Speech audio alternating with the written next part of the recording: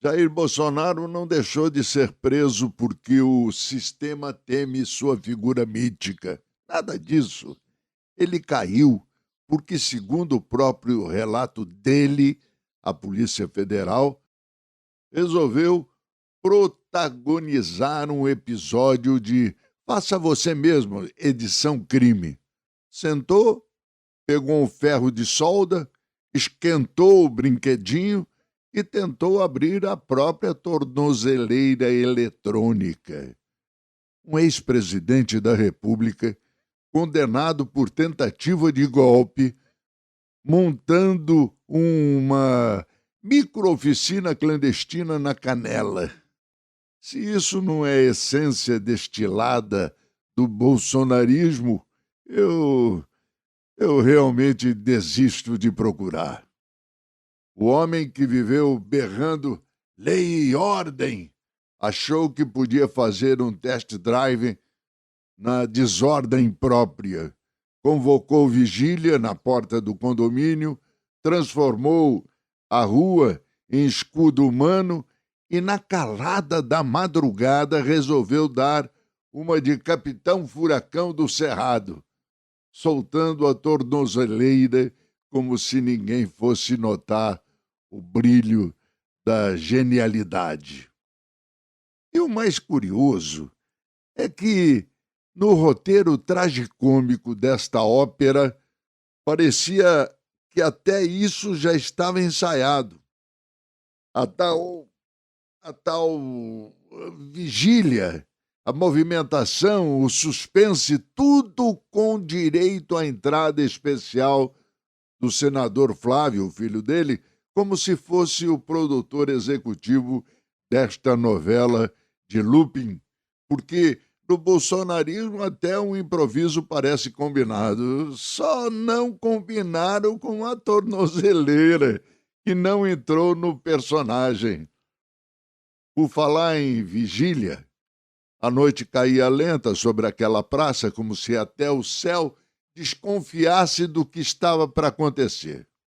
O chamado à vigília foi feito pelo filho dele, o Flávio Bolsonaro, reuniria simpatizantes, curiosos e devotos, cada um trazendo sua fé, seu cartaz e a sua própria versão da verdade.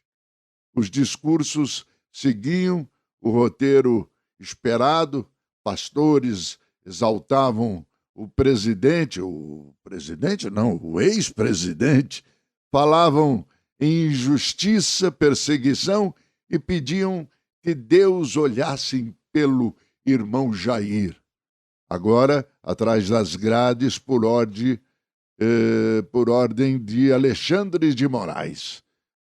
Havia mãos erguidas, cânticos suaves, aplausos ritmados, tudo parecia orquestrado, quase litúrgico, não é?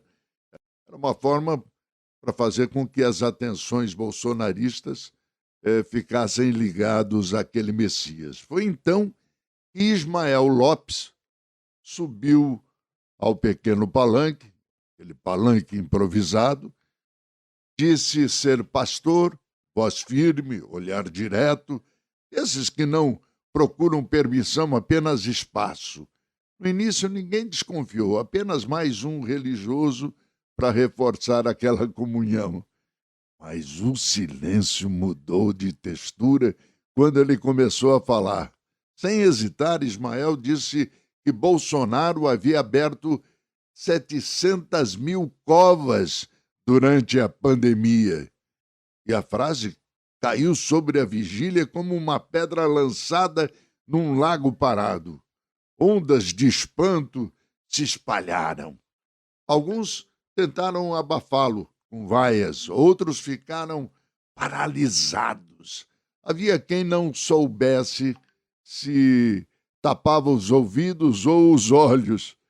E ele seguiu, falou dos mortos, da responsabilidade, da necessidade de condenação no processo da trama golpista, nada de meias palavras, nada de metáforas que pudessem suavizar o impacto daquele discurso. Aliás, seu discurso destoava como um trovão em missa campal.